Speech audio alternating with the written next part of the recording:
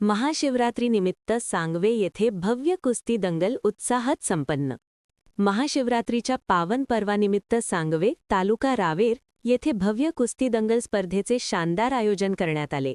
ग्रामीण भागातील पारंपरिक खेळांना चालना देण्याच्या उद्देशाने आयोजित या दंगलला परिसरातील कुस्तीप्रेमी नागरिकांनी मोठ्या संख्येने उपस्थित राहून उत्स्फूर्त प्रतिसाद दिला। या दंगलचे आयोजन भरत छबरीबन यांच्या पुढाकाराने करण्यात आले असून अध्यक्षपदी गणेश तायडे यांनी कार्यभार सांभाळत संपूर्ण स्पर्धेचे नियोजन आणि व्यवस्थापन उत्कृष्टरित्या पार पाडले। आयोजकांनी पैलवानांसाठी योग्य सोयीसुविधा उपलब्ध करून दिल्यामुळे स्पर्धा सुरळीत आणि रंगतदार पद्धतीने पार पडली। या कुस्ती दंगलमध्ये रावेर तालुक्यातील विविध गावांमधून आलेल्या पैलवानांनी आपली ताकद, कौशल्य आणि चपळाई दाखवत प्रेक्षकांचे मन जिंकले। तसेच मध्य प्रदेशमधूनही काही नामांकित पैलवानांनी सहभाग घेत स्पर्धेला वेगळीच रंगत आणली। स्थानिक आणि बाहेरील पैलवानांमध्ये झालेल्या जोरदार झुंजींमुळे संपूर्ण मैदानात उत्साहाचे वातावरण निर्माण झाले। अनेक सामने अत्यंत चुरशीचे झाले आणि प्रेक्षकांनी टाळ्यांच्या कडकडाटात पैलवानांना प्रोत्साहन दिले। कार्यक्रमात लहान वयाच्या मुलांच्या कुस्त्यांनाही विशेष स्थान देण्यात आले।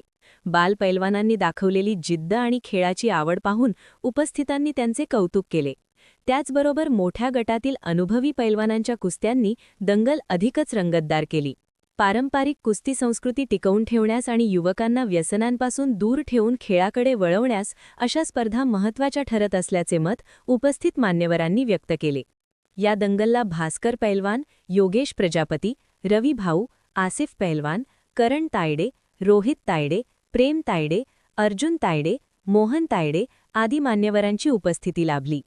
त्यांनी पैलवानांचे मनोबल वाढवत आयोजकांचेही कौतुक केले। महाशिवरात्रीच्या निमित्ताने आयोजित या भव्य कुस्ती दंगलमुळे सांगवे व परिसरात उत्सवाचे आणि क्रीडामय वातावरण निर्माण झाले।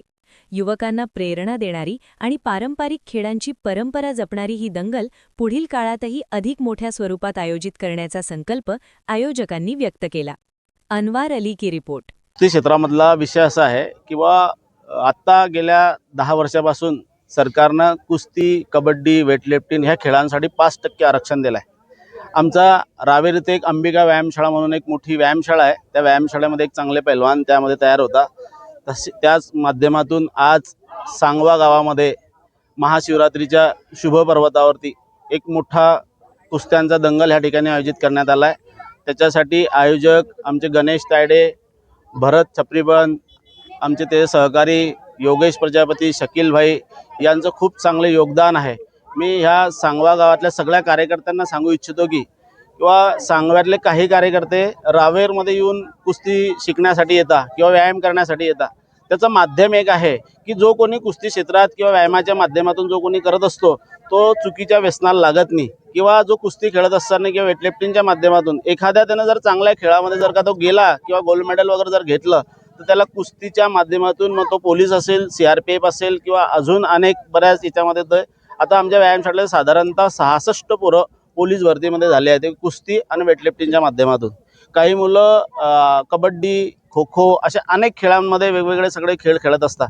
मी आपल्या सगळ्या सांगवा गावाच्या सगळ्या कार्यकर्त्यांना सांगू इच्छितो की आपण हे सर्वांना कुस्ती ह्या प्रत्येकानं कुस्ती म्हणा किंवा कबड्डी म्हणा किंवा वेटलिफ्टिंग म्हणा कोणता न कोणता एक खेळ खेळले पाहिजे आणि त्यातून आपल्या सांगवा गावाचं नाव आपण रोशन केलं पाहिजे। आज ह्या ठिकाणी सांगवामध्ये एक चांगला कुस्तीचा कार्यक्रम ह्या सगळ्या कार्यकर्त्यांच्या माध्यमातून झाला। मी आपल्या अंबिका व्यायामशाळेच्या वतीनं सर्वांना खूप खूप शुभेच्छा देतो। या सांगव्यातल्या सगळ्या समाजातल्या सगळ्या लोकांनाही खूप खूप शुभेच्छा देतो की त्यांनी एक चांगला कार्यक्रम ह्या ठिकाणी घेतला आणि त्याचं माध्यम एक आहे की ह्या प्रत्येक घरातला एक व्यक्ती हा पैलवान बनला पाहिजे, तो लिफ्टर बनला पाहिजे, तो व्यायाम केला पाहिजे जेणेकरून त्याच्यातून तो निर्व्यसनी राहील। नाही तर आत्ताच्या तरुणांमध्ये व्यसनाचं जास्त हे असल्यामुळे जो कोणी कुस्ती क्षेत्रात जर गेला तर तो खरंच एक चांगला पैलवान होईल आणि पैलवानांचं खूप मोठं आत्ता सध्या तरी खूप नाव आहे। राजकीय क्षेत्रामध्ये जेवढे कोणी निवडून आले त्यापैकी 50% सगळे पैलवान आहे। म्हणून मी आपल्या सगळ्यांना विनंती करतो की आपणही कुस्ती या क्षेत्रामध्ये नाही कुस्ती तर व्यायाम तरी करा आणि आपल्या शरीर चांगलं बलिदंड बनवा। हेच तुमच्यासाठी खूप खूप शुभेच्छा। दादा, महाराष्ट्र केसरी आपण बरेच पाहिलेले आहे, सिकंदर शेख सारखे बरेच मोठे मोठे पैलवान पाहिलेले आहेत। काही स्वप्न आहे का की रावेर तालुक्यामध्ये महाराष्ट्र केसरी लवकरात लवकर आम्ही घडू किंवा एखादी मुलं असं तयार करू जे महाराष्ट्र केसरी होऊ शकते? आता आमच्या इथले पोरं जे आहे राज्यस्तरापर्यंत, नॅशनलपर्यंत खेळणारे आहे आमचं पुढचे भविष्यात आहे स्वप्न किंवा चांगले आमच्या तालुक्यातला एखादी पैलवान जो महाराष्ट्र केसरी खेळू शकतो, महाराष्ट्र केसरी खेळू बी शकतो आणि महाराष्ट्र केसरी होऊ बी शकतो. आणि त्याच्यासाठी आमचं सगळं रावेर शहर, रावेर तालुका त्याच्या पाठीशी असणार आहे आणि आमचा तो प्रयत्न असणार आहे. महाशिवरात्रीनिमित्त हे कुस्त्या ठेवलेले आहे सांगवा गावात. माझा हा तत्व आहे की हर खेळामध्ये 10 पैलवान निघालेच पाहिजे. हर खेळात, प्रत्येक गावात, प्रत्येक शहरात 10 पैलवान निघालेच पाहिजे. हा पैलवान असा खेळ आहे की हा खूप मोठा खेळ, चांगला खेळ आहे, मर्दांगी खेळ आहे. माझ्या 2 शब्द समजतो. जय हिंद, जय महाराष्ट्र. शिवरात्री निमित्त केलं होतं की बाबा गावातून माझा एक मुलगा पैलवान झाला, तर असेच आमच्या गावातून निदान 10 पैलवान पूर्व व्हायला पाहिजे आणि त्याच्यासोबत मी कुस्त्यामध्ये दंगलमध्ये जाणार आहो अशी माझी इच्छा आहे.